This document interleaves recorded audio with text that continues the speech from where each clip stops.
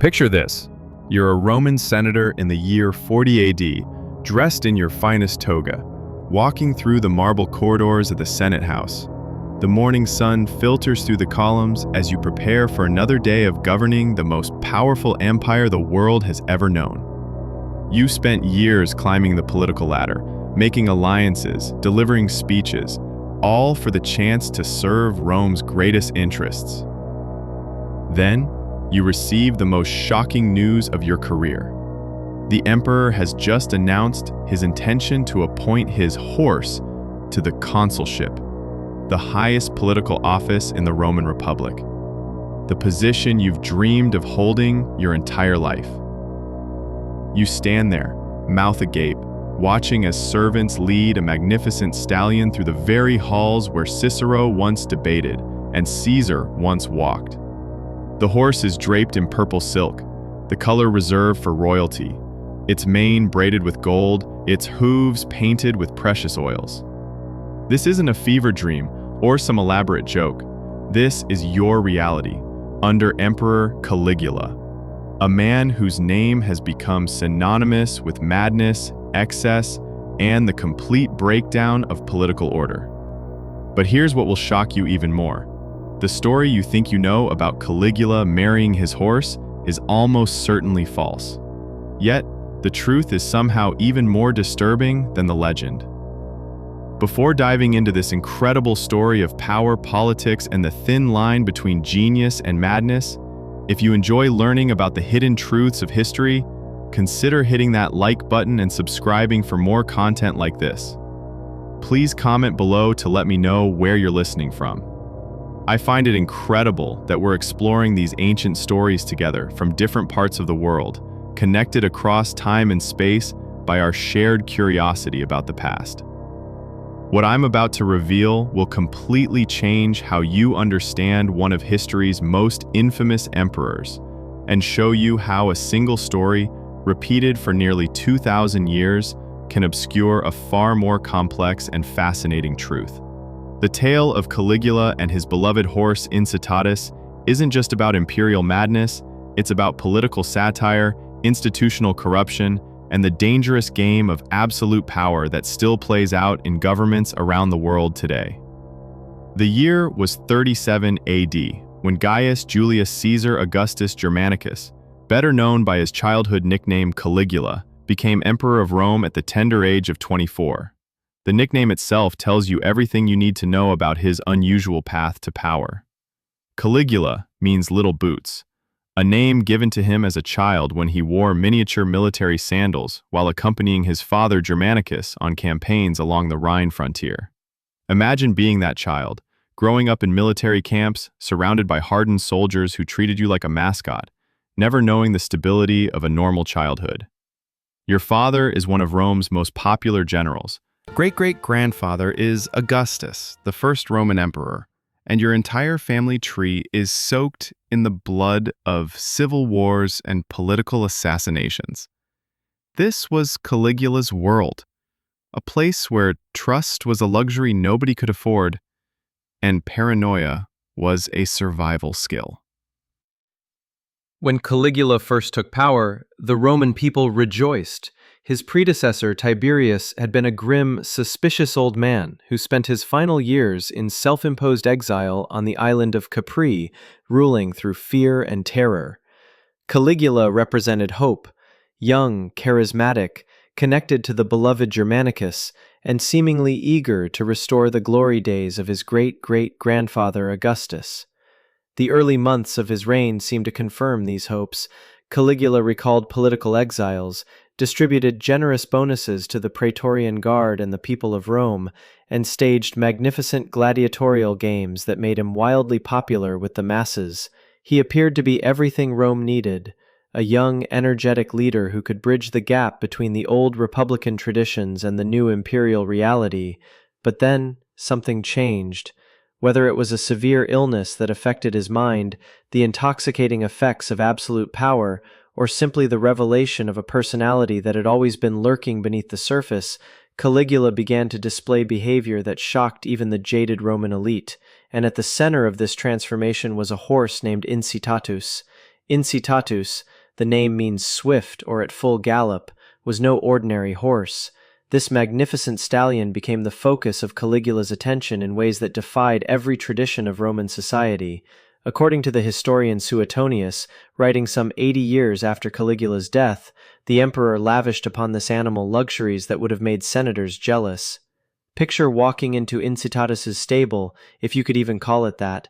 Instead of the typical wooden stalls where even the finest horses were kept, you'd find marble walls polished to mirror brightness. The floor wasn't covered with straw, but with the finest carpets imported from the far reaches of the empire. The feeding trough wasn't wood or clay, but carved ivory, inlaid with precious stones that caught the light like captured stars. The horse wore a collar made of precious gems, sapphires, emeralds, and pearls that cost more than most Romans would see in a lifetime. His blankets were dyed the imperial purple, a color so exclusive that wearing it without permission was punishable by death. Servants, not stable boys, but actual servants, attended to the animal's every need, brushing his coat with silver combs and feeding him oats mixed with flakes of real gold. But the material luxury was only the beginning. Caligula treated Incitatus not just as a prized possession, but as a member of the imperial court. The horse had his own house, complete with furniture and a full staff of servants. Dignitaries were invited to dine with Incitatus sitting at tables, while the horse stood nearby, presumably being served alongside the human guests. The emperor would toast, the animals held their banquets, raising his wine cup in elaborate ceremonies that must have left foreign ambassadors questioning their own sanity. Caligula reportedly slept in the horse's stable before important races, claiming he needed to ensure that no one would disturb the animal's rest. Guards were posted with orders to kill anyone who made noise that might interrupt the horse's sleep. These weren't private eccentricities hidden away from public view.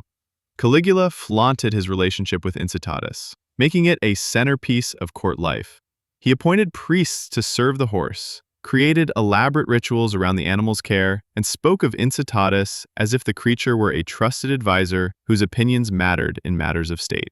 The culmination of this bizarre relationship came when Caligula announced his intention to make Incitatus a consul, the highest political office in Rome, a position that had been held by heroes like Cicero and statesmen who had shaped the destiny of nations. The consulship wasn't just a title, it was the pinnacle of a Roman political career, representing years of service, wisdom, and the trust of the people. To understand the shock this announcement created, you need to grasp what the consulship meant to Roman society. These weren't just ceremonial positions handed out to cronies and flatterers. Consuls were expected to lead armies, propose legislation, conduct diplomacy, and serve as the living embodiment of Roman virtue and capability. The idea that this sacred office might be given to a horse wasn't just insulting, it was a fundamental attack on everything that made Rome great.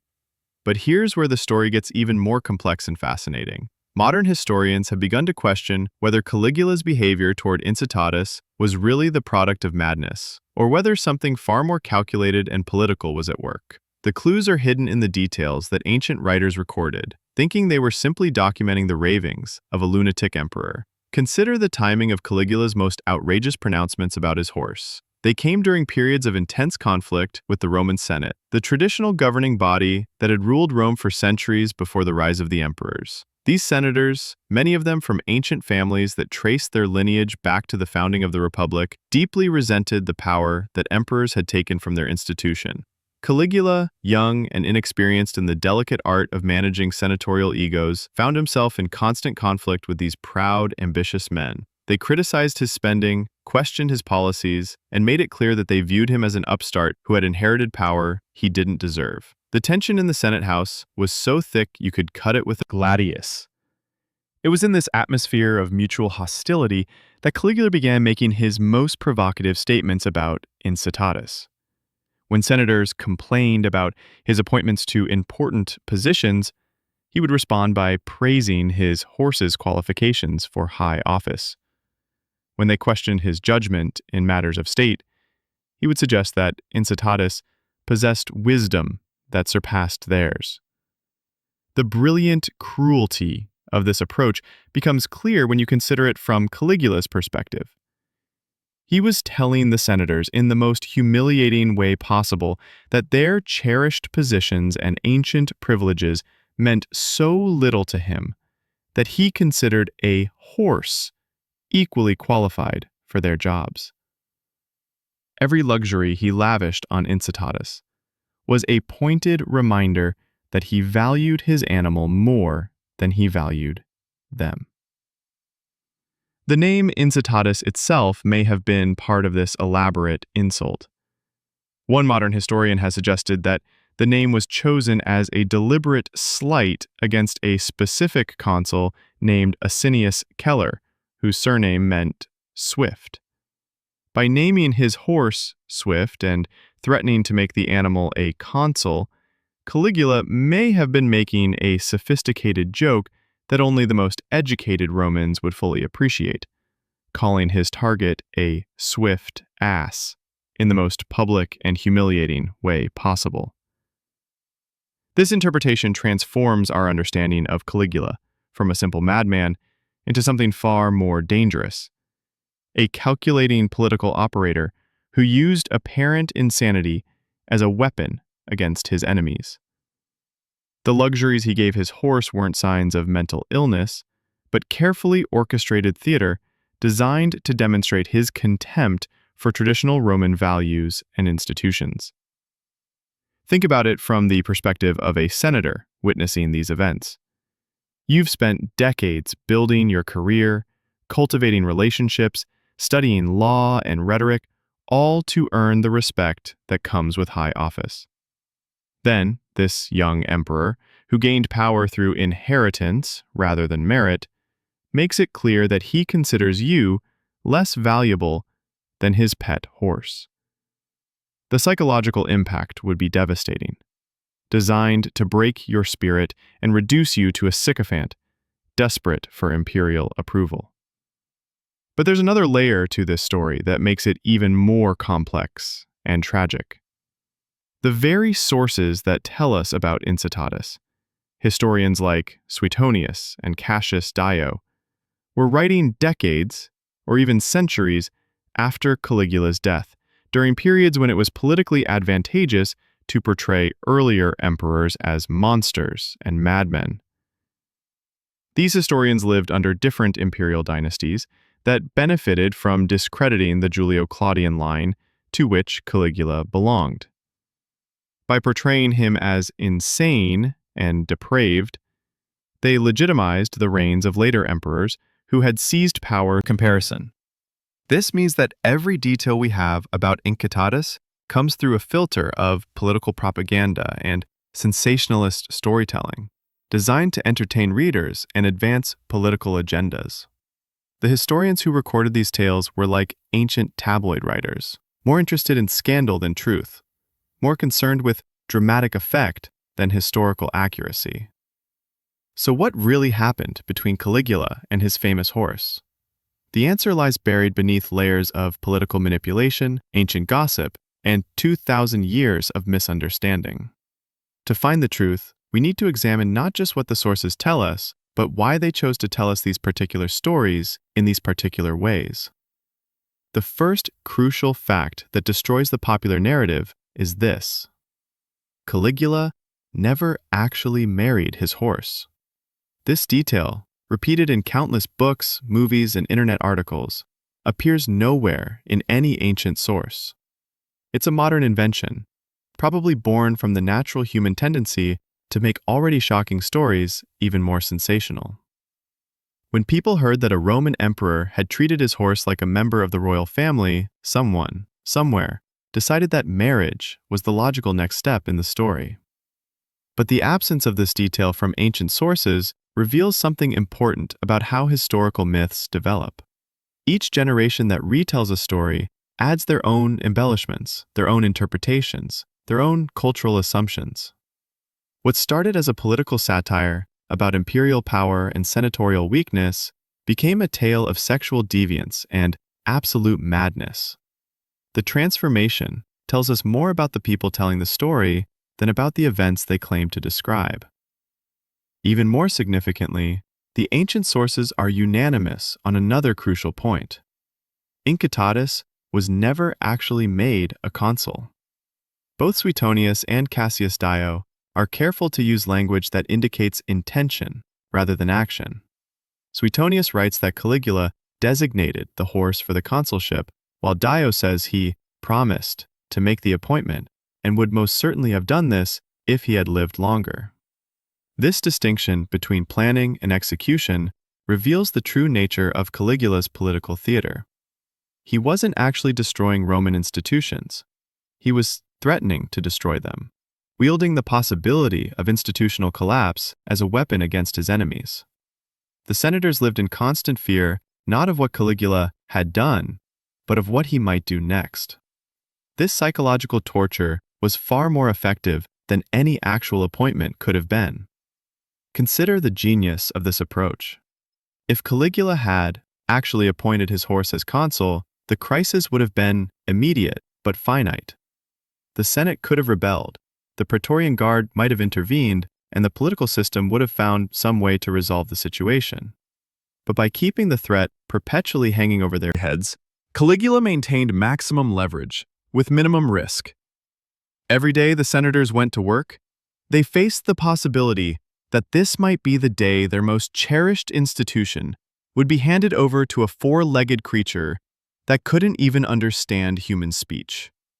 The uncertainty was maddening, and that was exactly the point.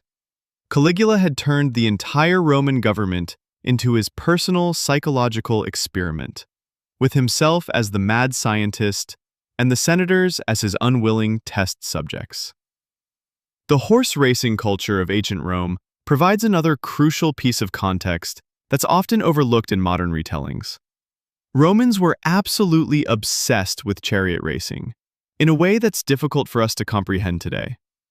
Imagine if modern professional sports, reality television, and political campaigns were all rolled into one massive spectacle that consumed the attention of an entire civilization. That was chariot racing in ancient Rome.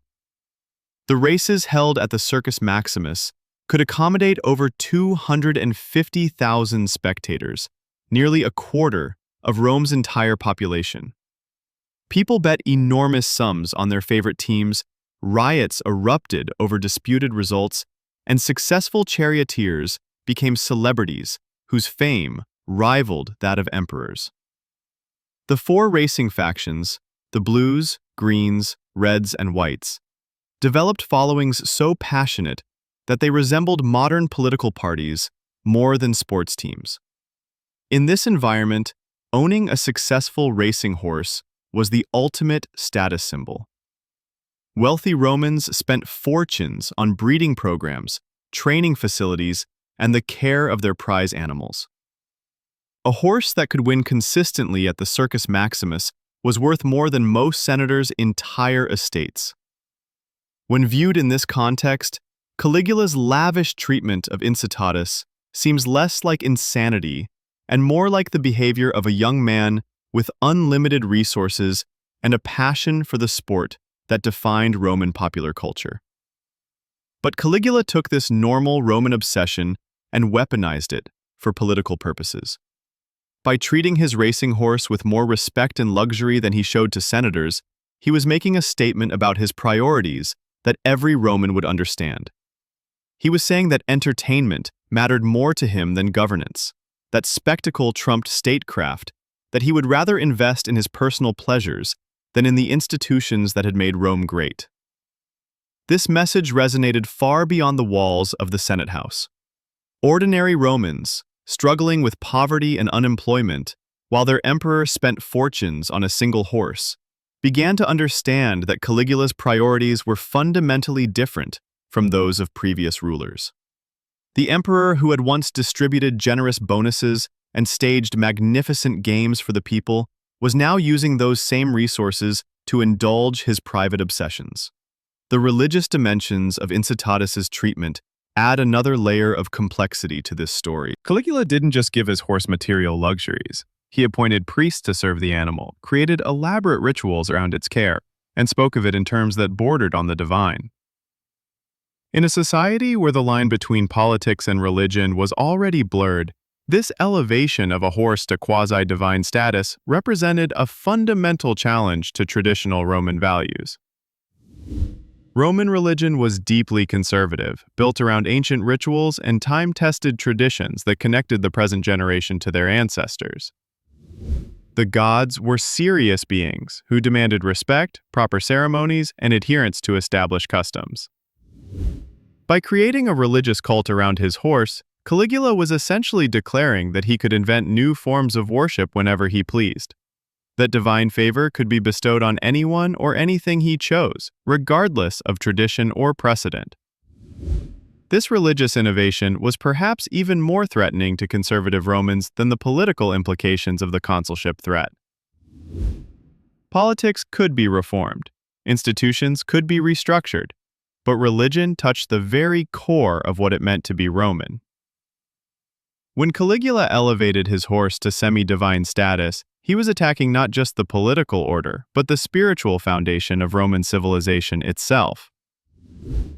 The psychological profile that emerges from this analysis is of a young man drunk on power, but also profoundly isolated and paranoid. Caligula had grown up in a world where family members routinely murdered each other for political advantage, where friends could become enemies overnight, where trust was a luxury that could get you killed. His relationship with Incitatus may have represented the only genuine emotional connection he felt capable of maintaining. Think about it from his perspective. Senators flattered him to his face while plotting against him in private.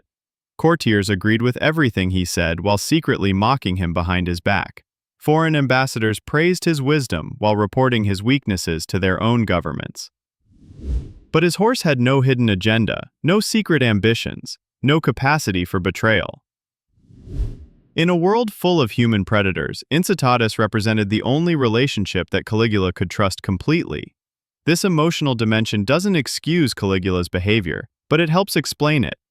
The young emperor who had seemed so promising in his early months had been corrupted, not just by power, but by the isolation that power created. Cut off from normal human relationships by the demands of his position, he formed an obsessive attachment to the one being in his life that couldn't hurt him. The fact that this being was a horse rather than a person reveals the tragic depths of his psychological damage. The story of Incitatus also illuminates the broader problem of succession in imperial Rome. Unlike modern democracies with established procedures for transferring power, or traditional monarchies with clear rules of inheritance, the Roman Empire had no systematic way of choosing new emperors. Each succession was a potential crisis that could plunge the entire Mediterranean world into civil war. Caligula himself had come to power largely by accident. He wasn't the obvious heir to Tiberius, wasn't particularly well prepared for leadership, and had no real experience in the complex art of imperial governance. He was chosen partly because other potential successors had been eliminated through political violence, partly because his connection to the popular Germanicus made him acceptable to the army, and partly because the alternatives seemed even worse. This haphazard system of succession meant that the empire could find itself ruled by individuals who were completely unsuited for the responsibilities they inherited. Caligula's youth, inexperience, and psychological instability made him a particularly dangerous example of this systemic problem. His threats to make his horse a consul weren't just personal eccentricity, they were a symptom of a political system that could place unlimited power in the hands of someone utterly unqualified to wield it. The senators who watched in horror as Caligula elevated his horse understood that they were witnessing not just the breakdown of one man's sanity, but the failure of the entire imperial system. If an emperor could seriously consider appointing a horse to the highest political office in Rome, what did that say about the nature of imperial power itself? What did it reveal about the institutions they had spent their lives serving? These questions became even more urgent when we consider what happened to Incitatus after Caligula's assassination in 41 AD. The horse simply disappears from the historical record, vanishing as completely as if he had never existed. No ancient source tells us what became of this animal that had once been the center of imperial attention, that had lived in luxury rivaling that of princes, that had supposedly been destined for the consulship. This disappearance is itself telling. When Caligula died, his successors moved quickly to erase all traces of his more controversial innovations.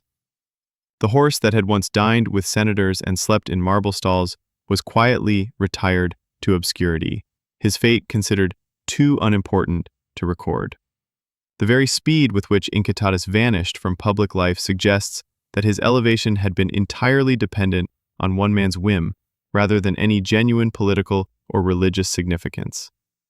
The silence surrounding Incitatus's fate after Caligula's death speaks to a deeper truth about the nature of imperial power and the fragility of the institutions that supported it.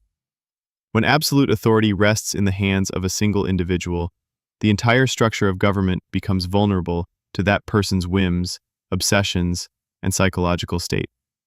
What seemed like permanent changes to the Roman system, the elevation of a horse to the near-divine status, the threat to traditional political offices, could be swept away overnight when new leadership emerged. But the damage had already been done.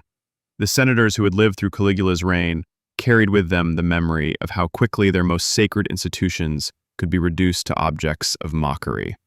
They had seen firsthand how an emperor could use apparent madness as a weapon, wielding the threat of chaos to maintain control over a government that was supposed to represent centuries of accumulated wisdom and tradition. This psychological scarring had profound implications for how future emperors would relate to the Senate and other traditional Roman institutions. Claudius, who succeeded Caligula, spent much of his reign trying to restore dignity to offices that his predecessor had systematically degraded. But the precedent had been set. Every senator now understood that their positions, their authority, even their basic human dignity, existed only at the pleasure of whoever happened to wear the purple. The transformation of this historical episode into legend reveals something equally fascinating about how societies process traumatic political experiences. The story of Caligula and his horse became a kind of cultural shorthand for governmental dysfunction, a way of expressing complex anxieties about power and corruption through a simple, memorable narrative. Over the centuries, each generation that retold the story added their own interpretations and embellishments.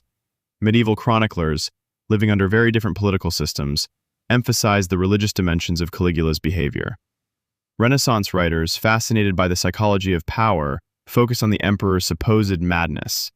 Enlightenment thinkers use the story to critique absolute monarchy, while modern commentators have turned it into a metaphor for everything from political nepotism to the celebrity culture that dominates contemporary society.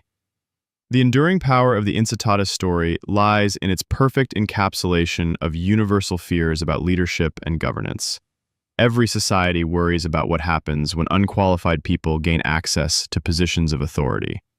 Every political system struggles with the balance between necessary hierarchy and dangerous concentration of power. The image of a horse being elevated to high office captures these anxieties in a way that transcends specific historical contexts or cultural boundaries. Consider how the story resonates in our own time. When modern politicians appoint unqualified cronies to important positions, critics inevitably invoke Caligula's horse. When democratic institutions seem to be functioning more as theater than as genuine governance, commentators reach for the same historical parallel. The specific details may be different. We're not literally threatening to appoint animals to cabinet positions, but the underlying dynamics remain remarkably similar. This parallel becomes even more striking when we examine how modern political leaders use spectacle and provocation to maintain control over their opponents and the media. Just as Caligula kept the Roman Senate in a state of constant uncertainty about what he might do next, contemporary politicians often benefit from creating an atmosphere of unpredictability that keeps their enemies off balance and their supporters entertained. The psychological techniques that made Caligula's horse strategy so effective, the deliberate blurring of the line between serious policy and theatrical performance, the use of apparently irrational behavior to demonstrate power, the exploitation of institutional respect as a weapon against those institutions, can be observed in political systems around the world today. The specific methods may have evolved, but the underlying logic remains unchanged. What makes this historical parallel particularly disturbing is how it reveals the fragility of the norms and traditions that hold democratic societies together. Just as Roman senators discovered that their ancient privileges could be reduced to objects of mockery by a single determined individual, modern democratic institutions face similar vulnerabilities when confronted by leaders who are willing to break unwritten rules for political advantage. The Romans had convinced themselves that their system was too strong, too deeply rooted in tradition, too fundamental to their identity to be seriously threatened by one man's eccentricities. The Senate had survived the rise and fall of kings, had weathered civil wars and foreign invasions, had adapted to the transition from republic to empire. Surely it could withstand the temporary madness of a single emperor. But institutions, no matter how ancient or revered, exist only as long as the people within them continue to believe in their importance and act accordingly. When Caligula demonstrated that he could treat the consulship as a joke, he wasn't just insulting individual senators, he was revealing that the entire system depended on a shared commitment to certain basic assumptions about dignity, qualifications, and proper procedure. Once those assumptions were shattered, they could never be fully restored. Even after Caligula's death, even after more competent emperors took the throne, the memory lingered. Every senator knew that what had happened once could happen again. The precedent had been established that imperial power could be used to humiliate and degrade the very institutions that gave Roman government its legitimacy. The genius of Caligula's approach, if we can call it genius, lay in how it exploited the gap between formal power structures and informal social contracts. Technically, emperors had always possessed the authority to make whatever appointments they chose. The position was, after all, essentially a military dictatorship dressed up in constitutional language. But previous emperors had generally respected the unwritten, the rules that made the system tolerable for everyone involved. Augustus, the first emperor, had been particularly careful to maintain the fiction that he was merely the first among equals, that the Senate retained real authority, that traditional Roman values were being preserved rather than destroyed. His successors, even the unpopular ones like Tiberius, had generally continued this diplomatic approach. They might ignore the Senate's advice, they might make unpopular decisions, but they rarely went out of their way to humiliate the institution itself. Caligula shattered this delicate balance. By threatening to appoint his horse to the consulship, he was essentially announcing that he no longer felt bound by the informal agreements that had made imperial rule acceptable to the traditional Roman elite. He was declaring open war on the entire concept of institutional dignity, using his legal authority to destroy the social consensus that made that authority sustainable. The horse became a symbol of this breakdown, but it was never really about the horse. It was about power, respect, and the question of whether any individual should possess the authority to single-handedly redefine the basic assumptions of how a society governs itself. Caligula's answer was clearly yes, and he was willing to use the most shocking methods possible to demonstrate that position. The Roman senators who witnessed this spectacle found themselves in an impossible situation. They could rebel against the emperor, risking civil war and the destruction of everything they claimed to value. They could submit to his humiliations, thereby legitimizing the very behavior they found so offensive. Or they could try to find some middle ground, some way of preserving their dignity while avoiding direct confrontation. Most chose the third option, which meant participating in the elaborate charade that Caligula had created. They attended banquets where a horse was treated as an honored guest. They listened to speeches praising the animal's qualifications for high office. They watched as their most cherished traditions were systematically mocked and degraded, all while maintaining the polite fiction that this was normal imperial behavior. This psychological torture was perhaps more devastating than any physical punishment could have been. Caligula had found a way to break his opponent's spirits without actually harming their bodies, to demonstrate his power without triggering the kind of violent resistance that might have threatened his position. He had turned the entire Roman government into a theater of humiliation, with himself as director and the senators as unwilling actors in a play they despised. The long-term consequences of this approach extended far beyond Caligula's brief reign. Future emperors inherited a political system that had been fundamentally damaged by his innovations. The relationship between imperial authority and senatorial dignity never fully recovered from the trauma of the horse episodes. What had once been a partnership based on mutual respect, however strained, became a naked power relationship. where everyone understood that institutional traditions could be discarded whenever they became inconvenient. This transformation helps explain why the Roman Empire, despite its military strength and economic prosperity, became increasingly unstable over the following centuries. When the basic legitimacy of governmental institutions is undermined, when the people responsible for making the system work lose faith in its fundamental premises, the entire structure becomes vulnerable to external shocks and internal conflicts that a healthier political system might have weathered. The story of Incitatus thus becomes more than just an amusing anecdote about an eccentric emperor and his beloved pet. It becomes a case study in how individual psychological pathology can interact with structural political weaknesses to create systemic dysfunction that persists long after the original perpetrator has left the scene. The horse disappears from history, but the damage to Roman political culture proved irreversible. Modern scholars who study this period often focus on the more dramatic aspects of Caligula's reign: the military campaigns, the building projects, the assassinations and executions. But the Incitatus episode may have been more historically significant than any of these more conventional expressions of imperial power. By using his horse to systematically humiliate the Senate, Caligula established precedents that would haunt Roman politics for generations. The techniques he pioneered, the strategic use of apparent irrationality, the exploitation of institutional respect as a weapon, the creation of deliberately uncomfortable situations that forced opponents to choose between dignity and safety, became part of the standard imperial toolkit. Later emperors might not threaten to appoint horses to high office, but they found other ways to demonstrate that traditional limitations on their authority were essentially meaningless. This evolution reveals something profound about the nature of political power and the institutions designed to constrain it. Constitutional systems, whether ancient or modern, depend ultimately on the willingness of those in power to accept certain limitations on their authority.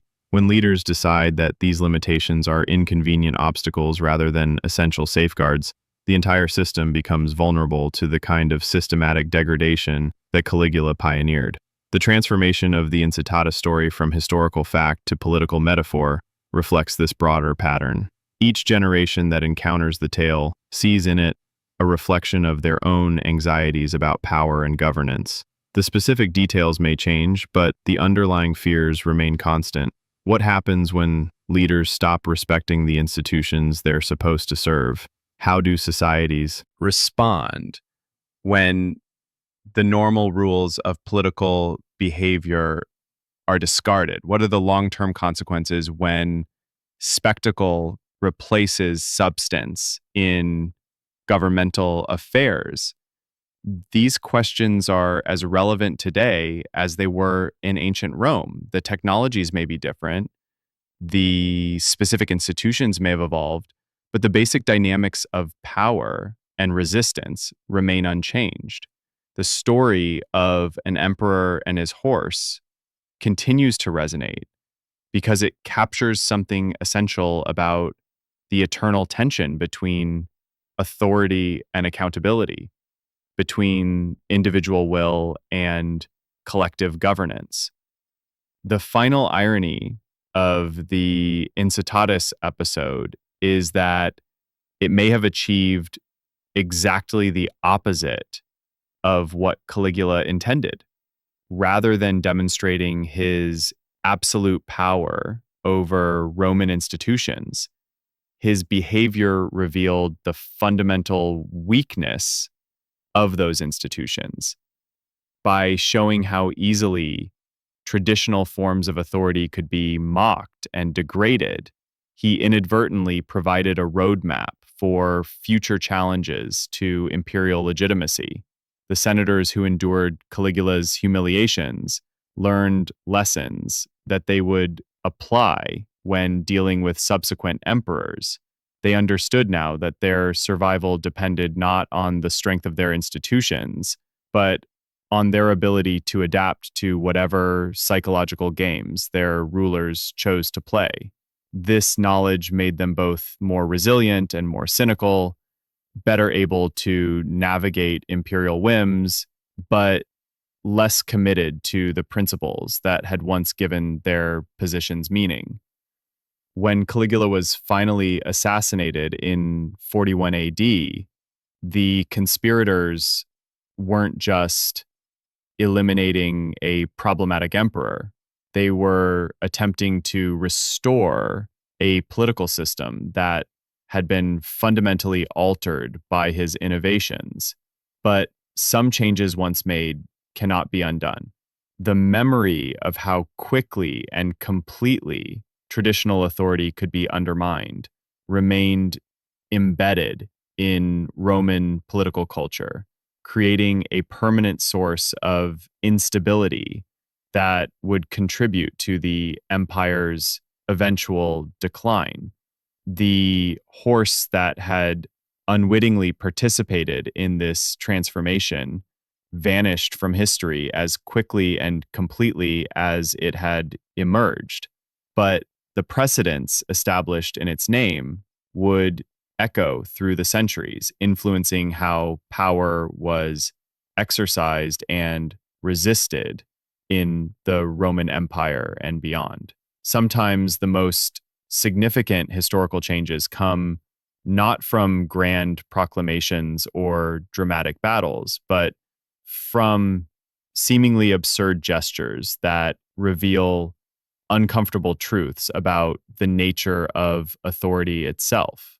The conspiracy that ended Caligula's life began not in the marble halls of the Senate. Chaerea, the Praetorian tribune who would deliver the fatal blow, had endured months of deliberate humiliation at Caligula's hands. The emperor delighted in giving him passwords like Venus or Priapus, sexual references designed to mock the grizzled soldier's masculinity. When Chaerea came to receive the daily watchword, Caligula would extend his hand in obscene gestures, forcing the veteran to kiss rings while being subjected to juvenile sexual innuendo. But it wasn't just personal humiliation that drove the conspirators. They had watched Caligula's treatment of Incitatus evolve from eccentric pet ownership into something far more sinister, a systematic assault on every institution that made Roman civilization possible. When the emperor began seriously discussing the horse's qualifications for the consulship, when he appointed priests to serve an animal, when he created elaborate religious ceremonies around a creature that couldn't even understand human speech, the Praetorians understood they were witnessing the complete breakdown of rational government. The final straw came during the Palatine Games in January of 41 AD. Caligula had been performing on stage, itself a shocking breach of imperial dignity, when someone made a joke about his performance. The emperor's reaction was swift and brutal. He ordered the immediate execution of several spectators, claiming they had insulted his artistic abilities. But what horrified the Praetorians wasn't the violence itself. They were accustomed to imperial brutality. It was the randomness, the complete disconnection from any rational system of justice or governance. As Caligula raged about imaginary insults to his theatrical talents, witnesses reported that he turned to Incitatus, who was present at the games in his customary place of honor, and began asking the horse's opinion about which spectators deserved to die. He nodded as if receiving responses, then issued execution orders based on these imaginary consultations with his animal advisor. The line between political theater and genuine madness had finally been crossed. Chaerea and his fellow conspirators realized they were no longer serving a rational human being, but something far more dangerous, a creature of unlimited power whose decision-making process had become entirely divorced from reality. When an emperor starts consulting his horse about life and death matters affecting Roman citizens, the very concept of legitimate government ceases to exist. The assassination itself was swift and brutal. On January 24, 41 AD, as Caligula left the Palatine Games through an underground corridor, Chaerea struck him down with his sword. Other conspirators joined in, hacking at the emperor's body with a fury that spoke to years of accumulated rage and humiliation. They didn't stop with Caligula himself. They also murdered his wife Caesonia and their infant daughter, eliminating any possibility of dynastic continuation. But what happened next reveals the true significance of the Incitatus episode in Roman political development. The conspirators had killed the emperor, but they had no plan for what came after. The Senate, which might have been expected to reassert its authority in the power vacuum, proved incapable of decisive action. Years of psychological warfare had left them broken, uncertain, unable to function as the governing body they had once been. Instead, it was the Praetorian Guard, the same military unit that had produced Caligula's assassins, that determined the succession. They found Claudius, Caligula's uncle, hiding behind a curtain in the palace, terrified that the purge would extend to other family members. Rather than killing him, they proclaimed him emperor on the spot, understanding that the empire needed a ruler immediately to prevent complete collapse. This transfer of power marked a fundamental shift in Roman governance. For the first time, the army had directly chosen an emperor without any pretense of senatorial involvement or constitutional process. The precedent established by Caligula's psychological destruction of traditional institutions had created a vacuum that could only be filled by naked military force. The horse that had once threatened to become consul had inadvertently helped transform Rome from a constitutional monarchy into a military dictatorship. Claudius, the stammering scholar who suddenly found himself emperor, understood immediately what needed to be done. His first acts were designed to restore dignity and functionality to the institutions that Caligula had systematically degraded. He canceled the horse's pending appointment to the consulship, disbanded the elaborate priestly cult that had been created to serve Incitatus, and quietly retired the animal to a normal stable with ordinary accommodations. But the damage couldn't be entirely undone. The senators who had been forced to dine with a horse, who had listened to speeches praising an animal's qualifications for high office, who had participated in religious ceremonies honoring a creature that couldn't comprehend the rituals being performed in its name, carried permanent psychological scars. They had learned that their most sacred traditions could be reduced to farce by a single determined individual. And this knowledge fundamentally altered their relationship with imperial authority. Claudius spent much of his 13-year reign trying to rebuild the partnership between emperor and senate that Augustus had originally established. He consulted with senators on important decisions, restored dignity to traditional ceremonies, and generally behaved like a rational adult rather than a theatrical madman. But the relationship could never return to its original form. Everyone understood now that imperial power was essentially unlimited, that constitutional traditions existed only at the emperor's pleasure, that the entire system could be transformed overnight if a ruler chose to exercise his theoretical authority to its fullest extent. The transformation was subtle but profound. Senators became more deferential, more careful in their criticism, more willing to accommodate imperial whims, rather than risk the kind of systematic humiliation that Caligula had perfected. The institution survived, but its character had been fundamentally altered. What had once been a partnership based on mutual respect became a performance designed to maintain the fiction of shared governance, while everyone understood the reality of absolute power. This change had cascading effects throughout Roman society. If the Senate, with all its ancient prestige and constitutional authority, could be reduced to powerlessness by imperial whim, what protection did ordinary citizens have? The legal system, the administrative bureaucracy, the military command structure, all of these institutions existed within the same framework of theoretically unlimited imperial authority that Caligula had exploited so effectively. The genius of Augustus's original settlement had been its careful balance between imperial efficiency and republican tradition.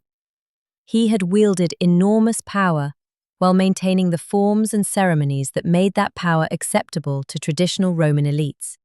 His successors had generally continued this diplomatic approach, understanding that the system's stability depended on everyone's willingness to participate in a complex political fiction. Caligula had shattered this delicate balance, not through military conquest or constitutional reform, but through psychological warfare that revealed the fiction's fundamental weakness. Once everyone understood that imperial power was essentially unlimited, that traditional constraints existed only as long as the emperor chose to respect them, the entire system became vulnerable to future manipulation by anyone clever enough to exploit these insights. The techniques Caligula pioneered, using apparent irrationality as a political weapon, exploiting institutional respect to humiliate opponents, creating deliberately uncomfortable situations that forced difficult choices between dignity and survival, became part of the imperial toolkit. Future emperors might not threaten to appoint horses to high office, but they found other ways to demonstrate their freedom from traditional limitations. Nero would force senators to applaud his theatrical performances. Domitian would demand to be addressed as master and god. Commodus would fight as a gladiator in the Colosseum, forcing the Senate to watch their emperor engage in activities considered beneath the dignity of ordinary citizens, let alone the ruler of the world.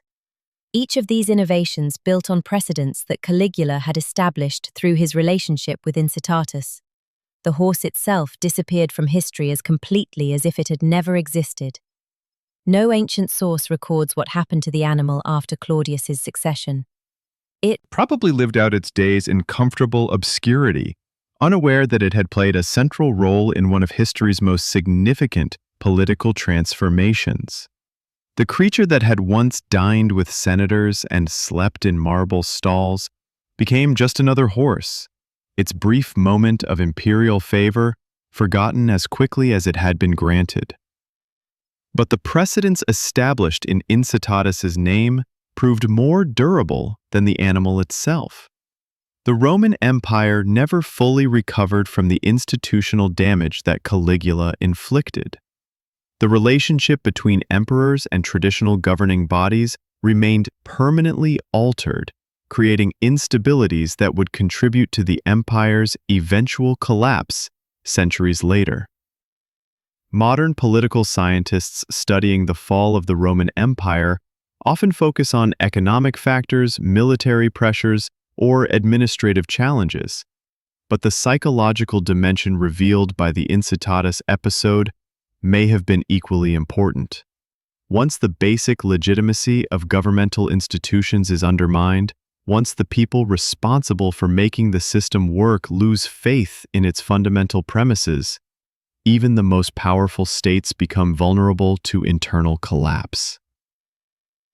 The transformation of this historical episode into enduring political metaphor reflects its deeper significance.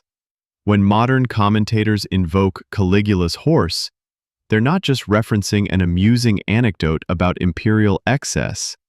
They're drawing on a story that captures something essential about the relationship between power and institutions, between individual authority and collective governance. The metaphor works because it illustrates how quickly institutional dignity can be destroyed when leaders decide that traditional limitations are inconvenient obstacles. Just as Caligula used his horse to demonstrate contempt for senatorial authority, modern politicians sometimes use deliberately provocative appointments or policies to signal their freedom from conventional constraints. The psychological mechanisms remain unchanged across different historical periods and political systems. The deliberate creation of uncomfortable situations, the exploitation of institutional respect as a weapon, the use of apparent irrationality to keep opponents off balance. These techniques transcend specific cultural contexts because they tap into universal human responses to authority and humiliation. What makes the Incitatus story particularly relevant to contemporary politics is how it illustrates the fragility of democratic norms and institutions. Just as Roman senators discovered that their ancient privileges could be reduced to objects of mockery, Modern democratic societies face similar vulnerabilities when confronted by leaders willing to break unwritten rules for political advantage.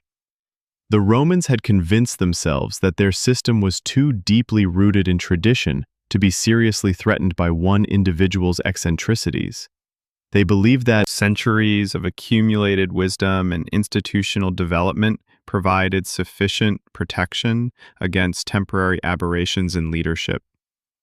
But institutions, no matter how ancient or revered, exist only as long as the people within them continue to believe in their importance and act accordingly.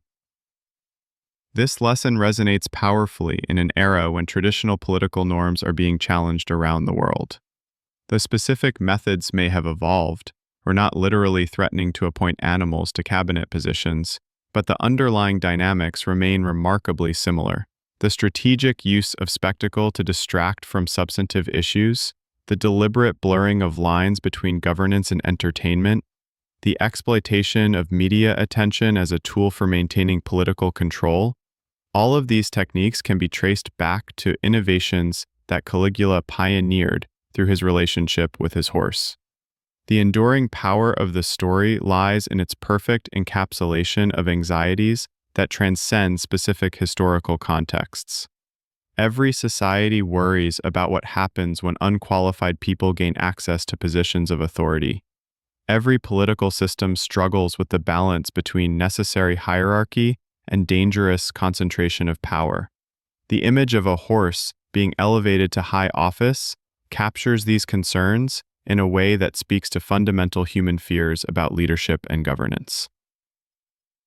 But the story also offers hope in a perverse way. Caligula's reign, despite its psychological innovations and institutional damage, was ultimately brief. The Roman system, however wounded, survived his death and continued to function for centuries afterward. The precedents he established were dangerous, but they weren't fatal. Human societies have remarkable capacity for resilience, for adapting to new challenges while preserving essential functions. The senators who endured Caligula's humiliations learned to navigate a changed political environment without entirely abandoning their commitment to governance. They found ways to maintain dignity while accommodating imperial whims, to preserve institutional memory while adapting to new realities.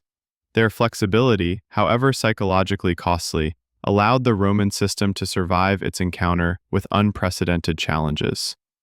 This historical example suggests that modern democracies facing similar pressures might also find ways to adapt and survive. The specific techniques may be different, the institutional structures may have evolved, but the basic human capacity for resilience remains unchanged. Societies that have survived emperors who consulted horses about matters of life and death can probably weather whatever challenges contemporary politics might produce. The key insight from the Incitatus episode is that institutional survival depends less on formal structures than on the commitment of individuals to preserve essential functions despite changing circumstances. The Roman Senate survived. Caligula. Not because of its constitutional authority, which proved meaningless when confronted by unlimited imperial power, but because enough senators remained committed to the idea of governance, even when the forms of governance were being systematically degraded. This lesson applies beyond politics to any situation where institutional authority is challenged by individual power, whether in corporations, universities, religious organizations, or other complex social structures. The same dynamics play out repeatedly. Formal rules and traditional procedures provide some protection, but ultimate survival depends on human beings choosing to maintain essential functions even when those functions are being actively undermined. The horse that unwittingly participated in this historical transformation represents something larger than imperial excess or political dysfunction. Incitatus becomes a symbol of how individual relationships, even relationships with non-human entities, can become vehicles for expressing broader social and political tensions. Caligula's attachment to his horse wasn't really about the horse, any more than modern political controversies are really about their nominal subjects. Understanding this symbolic dimension helps explain why the story has retained such power across different historical periods. Each generation sees in Caligula and his horse a reflection of their own concerns about leadership, authority, and the proper relationship between individual will and collective governance. The specific details change, but the underlying anxieties remain constant. The Roman Empire that emerged from Caligula's brief reign was fundamentally different from the one he had inherited, though the changes were often subtle and took decades to fully manifest. The psychological damage he inflicted on traditional institutions created vulnerabilities that would be exploited by future rulers, contributing to patterns of instability that would eventually prove fatal. But in the immediate aftermath of his assassination, Rome experienced something approaching relief. The nightmare was over. The horse would not become consul, and rational governance could resume. Claudius, despite his physical disabilities and scholarly temperament, proved to be a competent administrator who restored dignity to imperial office while respecting the traditional forms that Caligula had systematically degraded. The story of Incitatus thus becomes not just a tale of imperial excess, but a case study in how societies respond to and recover from traumatic political experiences. The damage was real and lasting, but it wasn't fatal.